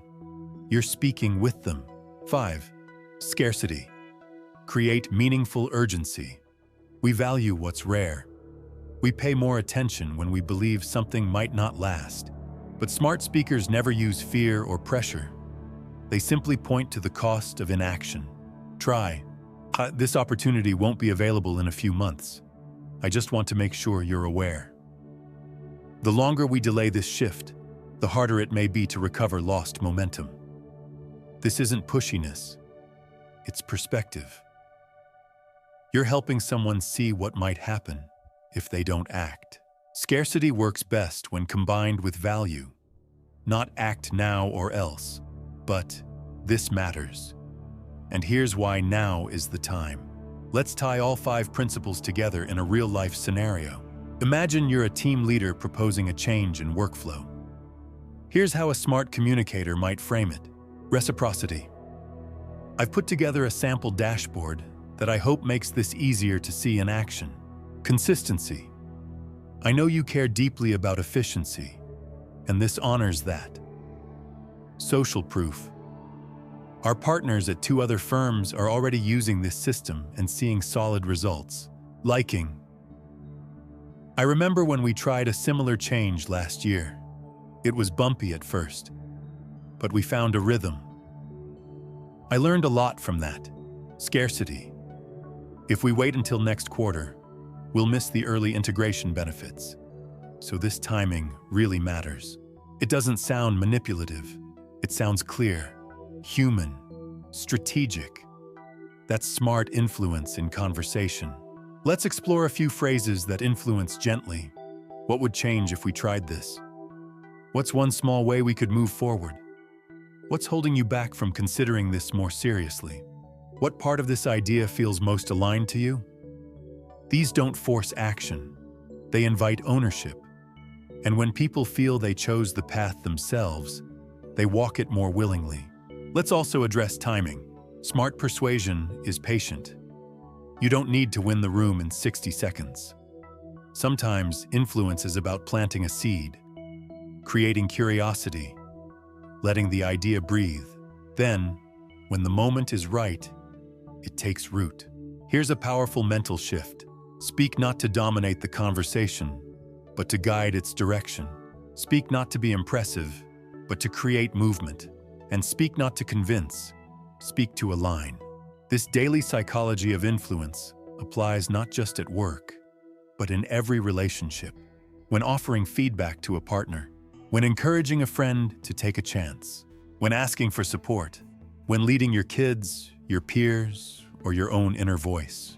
Because influence isn't just a communication strategy, it's an act of care.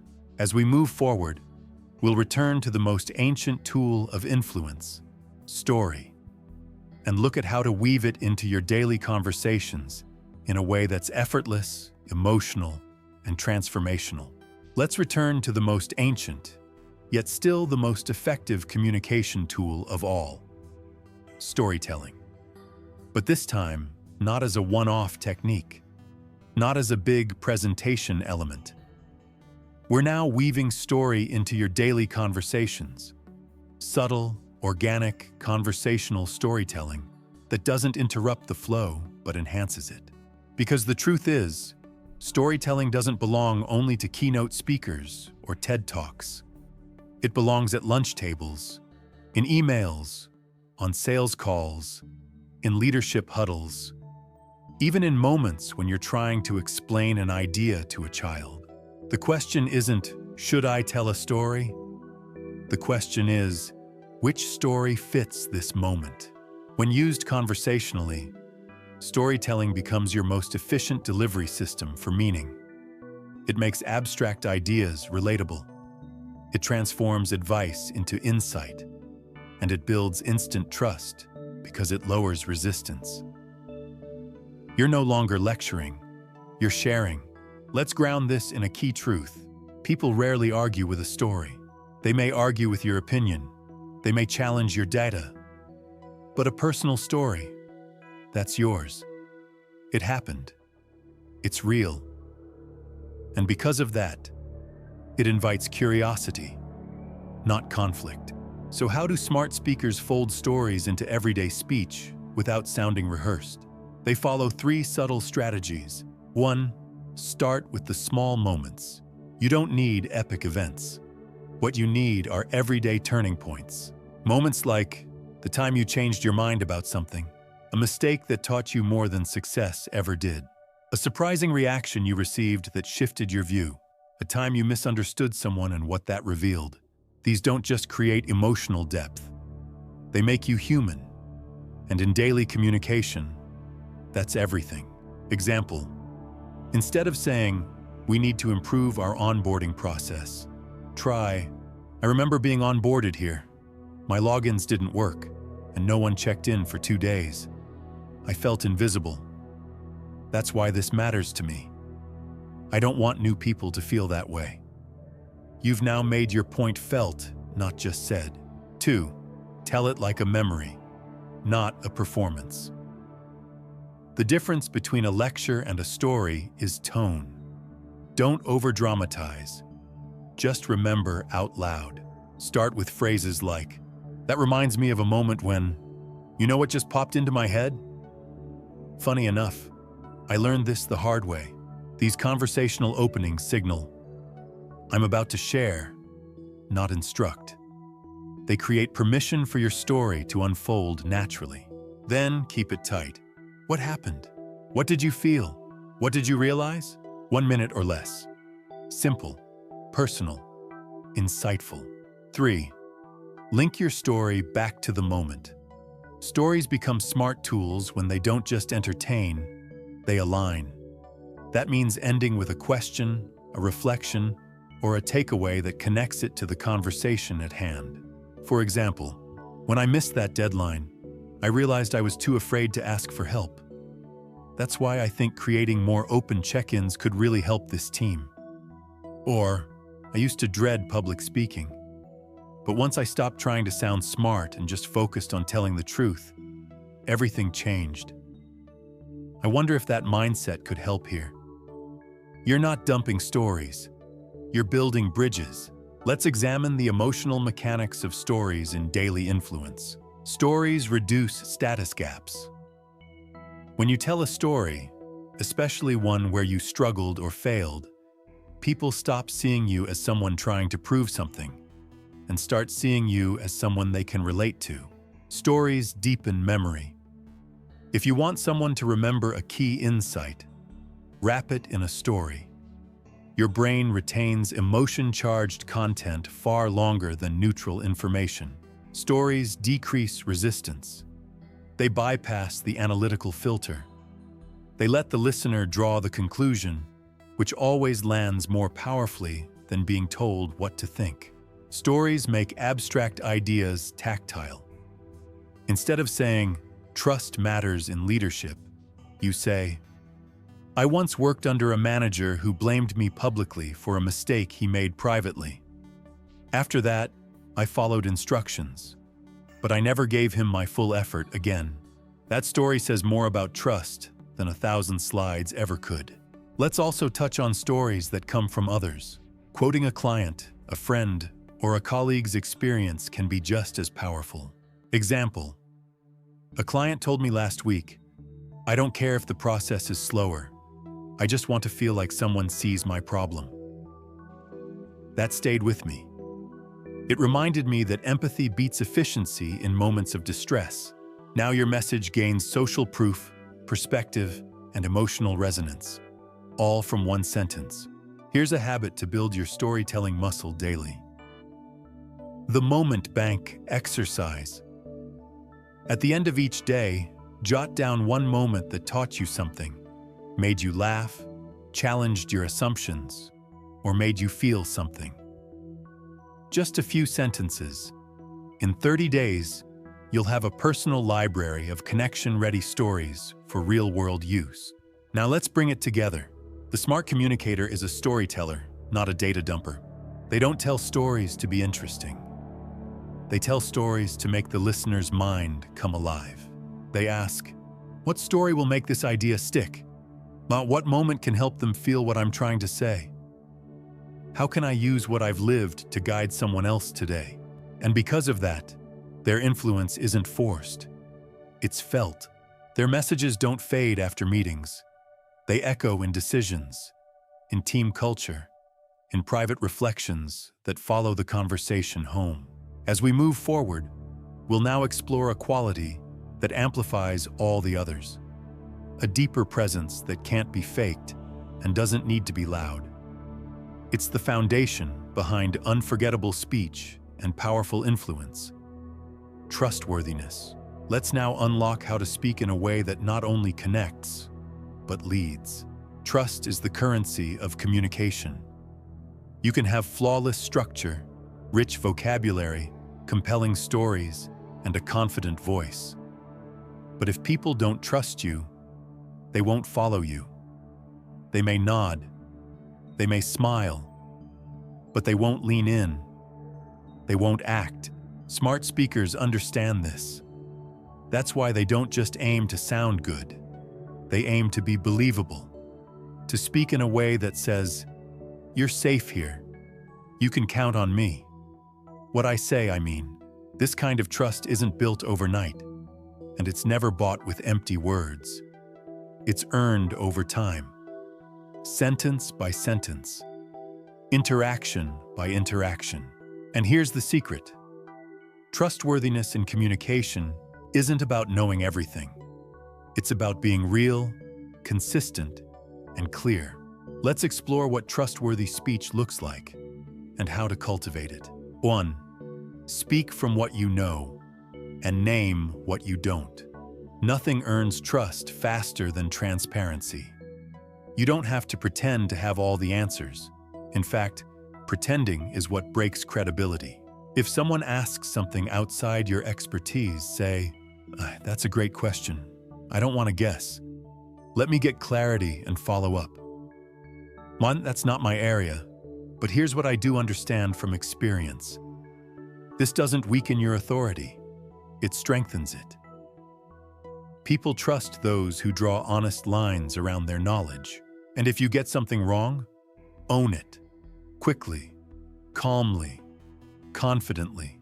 Trust isn't about being flawless. It's about being accountable. 2. Let your words and actions match. When you say something and follow through, your words gain weight. Over time, people stop waiting to see if you'll do what you say. They know you will. That consistency creates influence that doesn't require persuasion. In conversation, this means avoid overpromising. Don't say, "I'll get back to you today," if you can't. If you're setting expectations, anchor them realistically. It also means using language that reflects your integrity. Here's what I can commit to. I want to be transparent about the trade-offs. I know this isn't perfect, but it's what I believe is right. You're not painting perfect pictures. You're presenting honest ones. 3. Ground your voice in calm clarity. Have you noticed that the most trustworthy people rarely raise their voice? They don't speak in extremes. They don't rush to react. Instead, they pause. They breathe. They consider. And when they do speak, their words carry conviction without aggression. This tone of calm strength is what makes listeners say, "I don't just hear them, I believe them." In conflict, this means replacing phrases like, "That's ridiculous," with, "Let's look at it from another angle." "You're wrong," with, "Here's a different perspective." It's not about softening truth. It's about delivering truth in a way that can be received. 4. Tell the truth, especially when it's uncomfortable. One of the greatest signals of trust is courage. When you're willing to say the hard thing with care, people listen. They may not always like it, but they'll respect it. And eventually, they'll rely on you for it. This might sound like, "This isn't easy to say, but it's important. I care about our relationship, which is why I need to be honest." You might not agree, and that's okay, but this is what I see.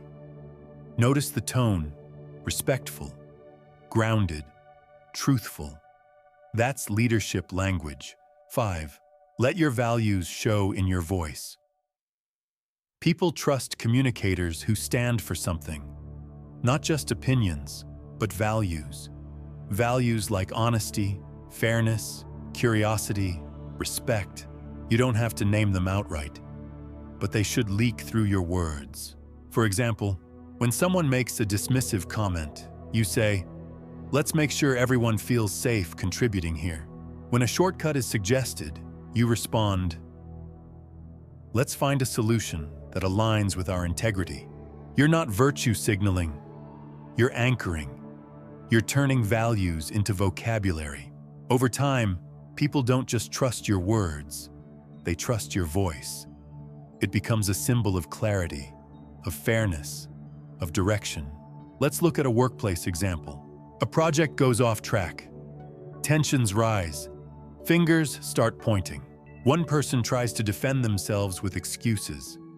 Another blames the team. But a smart communicator says, "Geez, I take responsibility for my part in this. Here's what I missed, and here's what I'll do differently next time." Let's talk about how we move forward together. What happens in that moment? The air softens, walls come down, a solution-oriented tone emerges. That's the influence of trusted speech, not because it was perfect, but because it was real. Here are 5 small daily habits to build trust through speech. Use precise language. Don't exaggerate. Don't dramatize. Say exactly what you mean. Avoid absolutes. Replace "this always happens" with "this has happened more than once." Nuance builds credibility. Credit others freely. Use phrases like, "That idea came from Sarah," or "I built on something John started." Generosity strengthens trust. Ask for feedback, not as a formality, but as a genuine invitation. Say, "What's something I could do better next time?" Be the same person in every room. Don't shift your tone or values based on who's watching. Consistency builds reliability, and reliability earns trust. As we close this section, remember, people don't just listen to your words. They read your integrity. They watch how you handle small details, how you respond to tension, how you speak when no one is watching, how you carry truth when it's inconvenient. And when they trust you, your influence becomes effortless. You no longer have to push. You lead with gravity, not force. In our next section, we'll shift to the daily habits that turn all of this: clarity, confidence, structure, storytelling, trust, into second nature. Because speaking smart isn't a once-in-a-while performance. It's a lifestyle. Let's discover how to build that day by day. Everything we've explored, clarity, structure, authenticity, persuasion, and trust, only becomes transformative when it turns from something you do occasionally into something you live daily. The smartest communicators don't treat communication like a performance. They treat it like a practice. This section is about integration, about turning smart speaking from an idea into a habit. Because communication isn't just how you lead others, it's how you lead yourself. And the way you speak reflects the way you think. Let's explore the daily rituals, mindset shifts, and small behaviors that create the kind of speaker who walks into any room, whether it's a boardroom, a dinner table, or a video call, and communicates with calm, grounded power. 1. Think before you speak. Every time this seems obvious, but in a reactive world, it's rare. Most people talk to fill space. Smart speakers pause to clarify purpose. Before you say anything, ask, "What is the point of what I'm about to say? What does the other person need from me right now?" This split-second awareness changes everything. It makes your speech more intentional, more relevant, and more likely to land. 2. Speak less. Say more. Smart communicators don't ramble. They edit in real time. They eliminate what doesn't serve. They choose, "I disagree, here's why," instead of, "Well, I'm not sure I completely agree, but maybe we could look at it a different way." Power lives in brevity. Silence can say more than 1,000 qualifiers. Every word should carry purpose. 3. Use your voice like an instrument. Don't let your voice default to monotony. Learn to shape it. Slow down for emphasis. Pause after a bold thought. Let your tone rise with excitement. Drop it when you want gravity. Practice reading something aloud with drama, then again with calm. Your voice is a canvas. Paint with it.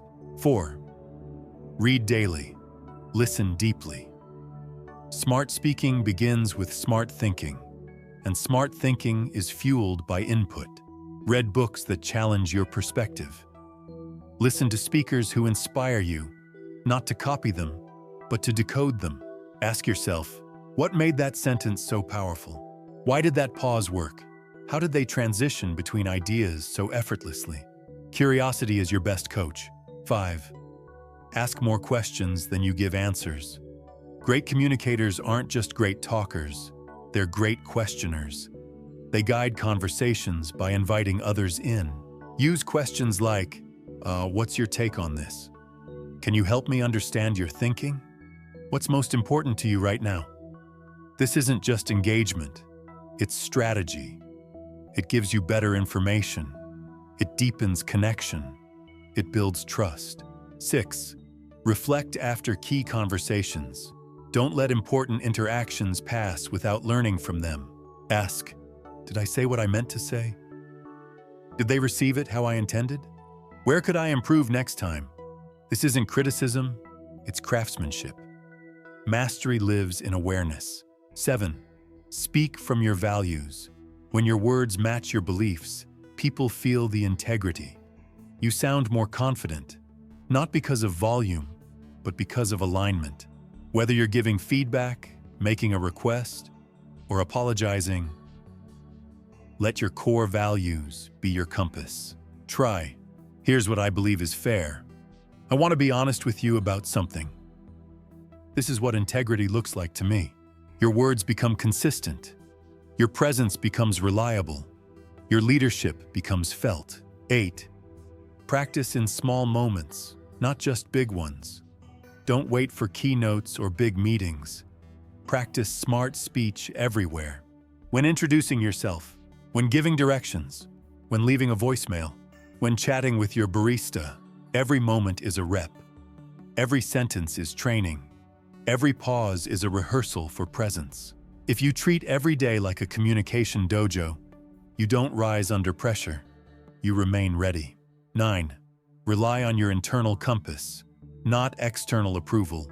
Smart speakers don't change tone based on audience approval. They don't chase applause. They calibrate their message to serve the moment, not the ego. Ask yourself, is what I'm saying true?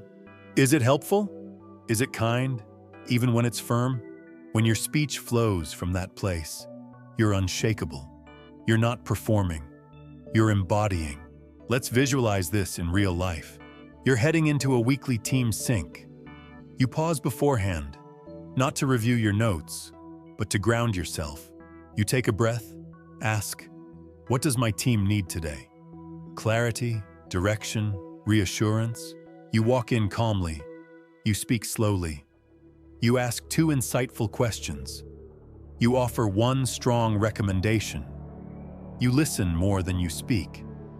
You close with gratitude and alignment. It wasn't flashy, but it landed. Because your presence was steady, your words were clear, and your intention led your communication. That's what daily smart speaking looks like. It's not about becoming someone else. It's about becoming more of yourself on purpose. And when you show up every day with that energy, you start to change how others experience you. You're no longer the one hoping to be heard. You're the one people look to for clarity, for guidance, for calm, for direction. You're the one who changes the tone of the room, and that's not magic. That's discipline. It's showing up for your voice every day. In our final section, we'll bring all of this together, not just as a conclusion, but as a launchpad. Because this isn't the end of your speaking journey. It's the beginning of a communication lifestyle that reshapes your leadership, your relationships, and your legacy. Let's now discover how to live and lead as a smart speaker for life. You've come a long way, not just in understanding how to speak smart, but in embodying what it means to use your voice as a tool of connection, clarity, and leadership. By now, you've seen that powerful communication is not about perfection.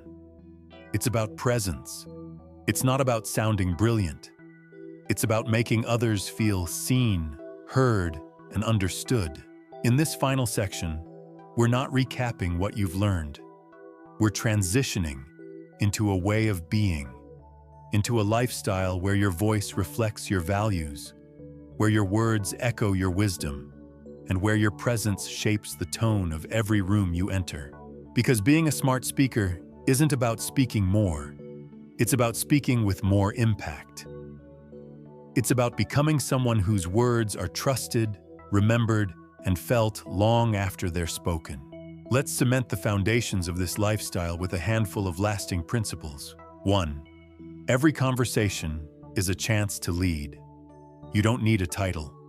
You don't need a microphone. If you speak, you lead. Whether it's a hallway chat, a customer support call, or a conversation with a child, your tone teaches. Your listening heals. Your presence uplifts. So speak with that awareness, not with pressure, but with purpose. 2. Clarity is a gift. Offer it generously. In a world of half-truths, noise, and jargon, clarity cuts through. The more clearly you speak, the more clearly people think. You're not just informing them, you're unburdening them. Don't hoard clarity like a weapon. Share it like water. Use simple, clean language. Offer frameworks. Tell stories. Build bridges. Always leave your listener better than you found them. 3. Your silence is as powerful as your words. Don't be afraid of pauses. Don't rush to fill space. Sometimes the most brilliant thing you can do is wait. Breathe. Let the moment settle. A well-placed pause says, "This matters." A quiet moment after a bold statement says, "Feel this." A silence before a difficult truth says, "This is sacred." Own your silence. It holds power too. 4. The real goal isn't to impress. It's to connect. You don't need to prove anything. You don't need to sound intellectual. You don't need the biggest words or the most applause. You just need to mean it. Speak from truth, from care, from presence. Because when you drop the performance, your real power shows up. And that's what moves people. That's what earns loyalty. That's what leaves a legacy. 5. Speak as though someone's life might change because of what you say, because it might. One word can spark a decision. One sentence can reframe a belief. One story can bring someone back to themselves. And you'll often never know the impact you made. But you'll feel it. In the nod. In the stillness. In the way someone looks at you with new eyes. This is what speaking smart really means. It's not about sounding right. It's about awakening something real. 6. Let your voice match your character, not the crowd. Speak from your depth, not from your desire to fit in. Your tone, your rhythm, your message. It doesn't have to look like anyone else's. In fact, it shouldn't. The smartest voice in the room is often the one that sounds different. Not louder, not flashier, but truer. The one that stays grounded in who they are. When you speak from that place, people don't just listen, they trust. 7. Let every sentence reflect your legacy. Words pass quickly, but their effect lingers. One careless phrase can fracture trust. One grounded message can repair years of distance. So speak with this mindset. Will I be proud of how I said this? If this were my last sentence, what would it stand for? This doesn't mean being heavy or serious. It means being aware, awake, alive in your expression. That's what makes your communication unforgettable. Let's close with a vision of who you're becoming. You're not just someone who knows how to speak clearly. You're someone who helps others speak more clearly. You don't just inspire trust, you radiate it. You don't control rooms, you guide them. You don't chase approval, you carry presence. And above all, your voice is no longer just a tool. It's an embodiment of who you are, of what you value, of the impact you've chosen to make. So from this moment forward, Speak like someone who's already earned the room. Speak like someone who has nothing to prove, but everything to offer. Speak smart, not to impress, but to illuminate. And if ever you doubt the power of your voice, come back to this truth. The world doesn't need louder voices. It needs clearer ones, more honest ones, more courageous ones. It needs yours. Now go speak and let your voice build the world you believe in. This journey hasn't just been about finding the right words. It's been about reclaiming your voice. You've traveled through the mechanics of powerful communication: clarity, tone, structure, presence, persuasion, story, trust. But more than that, you've touched the essence of what it means to speak as yourself, with intention, calm, and care. This is not the end of your development. It's the beginning of a lifestyle. Speaking smart isn't something you do on stage. It's something you live. It's in the way you answer your phone, the way you handle tension, the way you guide someone through uncertainty, the way you leave space instead of rushing to fill it. These are the daily, quiet victories that shape how others experience you and how you experience yourself. There will be days when you stumble, when your voice trembles, when clarity escapes you. That's not failure. That's the moment to pause, to realign, and to begin again, with even more presence. Communication mastery isn't about never faltering. It's about recovering with grace. So keep speaking, but do it on purpose. Keep listening, but do it with your whole presence. Keep telling your truth, but do it with empathy, not ego. Let your voice become the steady reflection of your deepest values. Let it carry the calm strength of someone who has nothing to prove and everything to offer. And when you do, you'll find something beautiful. People won't just hear you, they'll remember you. They'll repeat your words in rooms you've never entered.